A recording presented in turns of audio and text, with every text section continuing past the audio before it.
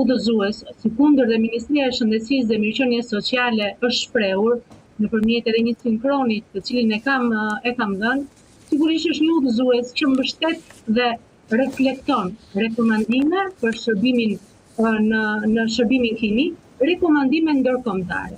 Është një udhëzues tipik klinik, i cili nuk ndikon absolutisht në asnjë protokoll klinik në drejtim të trajtimit të terapisë hormonale, por është vetëm një udhëzues orientues.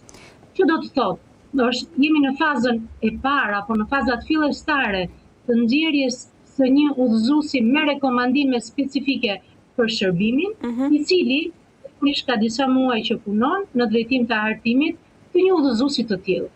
Ndërkohë duhet të saktësoj, nuk është një protokoll trajtimi, por është një udhëzues orientues i cili pasohet më pas me hapa të tjerë, qoftë administrativ, qoftë orientues klinik. Pse u deshë zonja Tomini ky udhëzim, ky ju e quani që nuk është një protokoll përfundimtar, e keni theksuar edhe në deklaratën tuaj të pasdites të shpërndar për median. Ka pasur kërkesa drejtuar ministrisë, vjen për shkak të miratimit të ligjit për barazinë gjinore të kaluar para disa muajsh në parlament. Çfarë u bë shtys që ky udhëzim duhet të niste për orientim, si thoni ju, ndërkohë që nga mënyra se si shprehni, pra paralajmërohet që më vonë do ketë një protokoll të mirëfillt të trajtimit, apo jo? Atëherë, duhet ta saksoj. Pse ministru në këto momente sigurisht që ne pa diskutim që nisemi jo vetëm nga direktivat Bashkimit Evropian, jo vetëm nga akte të cilat përsëri do të përvijojnë në kuadër të parafrimit të direktivave me Bashkimin Evropian, hapa të cilat pasojnë njëri mbas tjetrit në drejtim të arritjes së finishit apo të elementit final atë të aderimit në Bashkimin Evropian. Sigurisht në element të tjerë të shëndetit apo të shëndetit publik apo të Ministrisë të Shëndetësisë në përgjithësi i atribohen edhe shumë udhëzues të tjerë apo protokolle klinike, të cilat sigurisht plane veprimi, strategji që ecin me të njëjtin hap në drejtim të direktivave të Bashkimit Evropian. Unë si kundër e theksova, është një udhëzues i cili është hartuar nga Shërbimi Universitar i Endokrinologjisë pranë Qendrës Spitalore Universitare. Dhe është një grup pune i cili e ka orientuar hartimin e një udhëzuesi të tillë. Sigurisht që ka kaluar strukturë të cilën siç është Agjencia Kombëtare e Akreditimit në drejtim të profilit që jep udhëzuesi. Dhe kur themi që është një udhëzues dhe nuk është një protokoll, nuk ka asnjë element referues për sa i përket medikamenteve hormonal, sepse duhet kemi një plan të mirëfillt për përfshirjen dhe për futjen në zbatim të këtij udhëzuesi, që më pas nesër do të kërkoj elemente të tjera administrativ. Sigurisht që nuk ka një kosto në drejtim të preparateve hormonale, pra jemi ende herët dhe nuk do donim të funksionohet një element i tillë, pavarësisht me firmën time apo të kolegëve të mi, të orientohej apo të kalonte në një keq informim mediatik, po duhet jemi sa më të saktë në drejtim të gjithë grupeve target dhe shërbimit publik në popullat. Po, zonja Tomini, shumë e vërtet kjo, sepse kjo është edhe arsyeja pse u bëm shkas që t'ju marrim në intervistë, por ka një shqetësim nga opinioni publik dhe nga aktivistë shoqërisë civile që po shkohet drejt një rritje konfuzioni tek fëmijët. Pra, rrjetet sociale bëjnë të veten, mënyra se si kontaktohet sot nëpër shoqëri bëjnë të veten, mjekët gjithashtu. Ju me këtë udhëzim ishte i domosdoshëm për të bërë, domethënë nëse nuk do ta kishim, ishte problem. Dhe tjetra, ju në deklaratën tuaj keni thënë që bëhet fjalë për adultët. Çfarë është mosha adulte? Çfarë konsideroni ju? Sepse në mos gaboj preket edhe mosha 16, 13, 14. Atëherë një saktësim, udhëzuesi ka një pjesë hyrëse ku reflektohet se si operohet në drejtimin shkencor të zhvillimit të trajllave të ndryshëm të orientuar drejt trajtimit hormonal, apo drejt shqyrjes hormonale, nevojës hormonale në profilet caktuar individësh. Pa diskutim që reflektohen studimet shkencore të hartuara apo të realizuara në nivel ndërkombëtar. Ky lloj informacioni nuk duhet të keq interpretohet mbi moshën.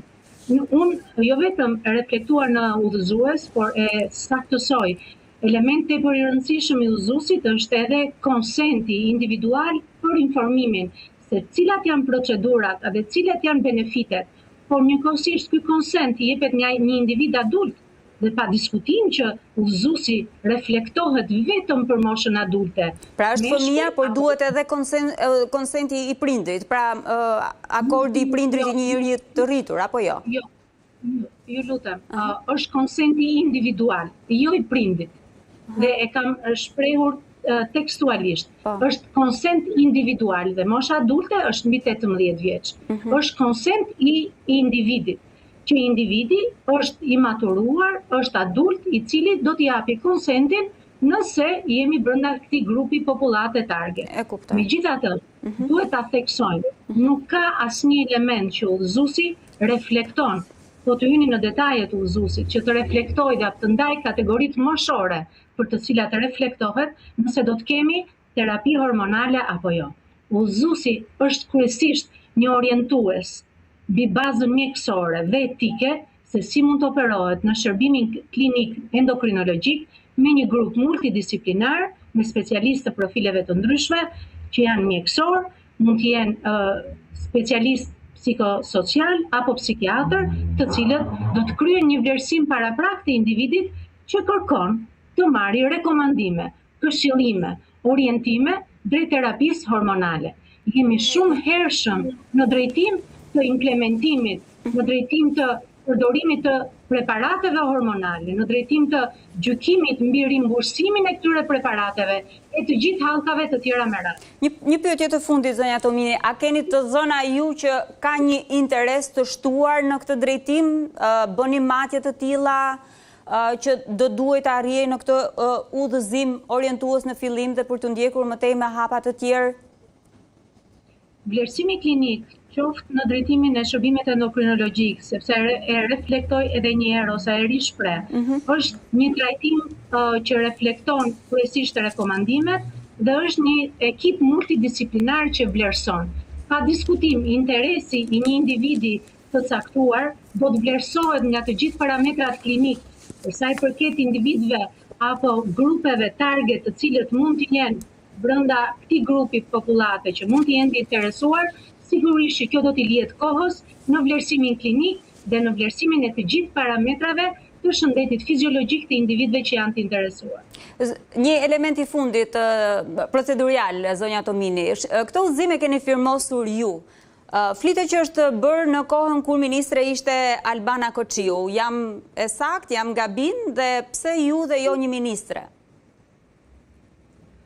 Zonja Merita, në Ministrinë e Shëndetësisë dhe Mirëqenies Sociale, sigurisht që portofolet e detyrave ndahen specifikisht në bazë të profilit shëndetësor, në bazë të eksperiencës, në bazë të ekspertizës shëndetësore, por edhe jo shëndetësore, sepse siç ju e dini dhe popullata është në njohje, ne jemi 4 zëvendës ministra, të cilët brenda profilit të tyre kanë obligimin dhe detyrimin sigurisht të përgjigjen kërkesave të popullatës, qoftë me firmosi, qoftë me orientime të caktuar në bazë të planeve të veprimit, strategjive apo dhe urdhrave që sipërfundmi ju e cituar.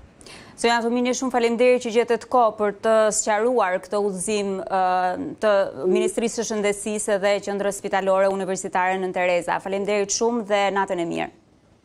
Natën e mirë, faleminderit, kënaqësi si gjithmonë. Shikues të nderuar, ishim në këtë bisedë me zëvendës Ministren e Shëndetësisë, një ndryshim në rendin e ditës, në agjendën e programit tonë sonte dhe kthehemi aty ku unë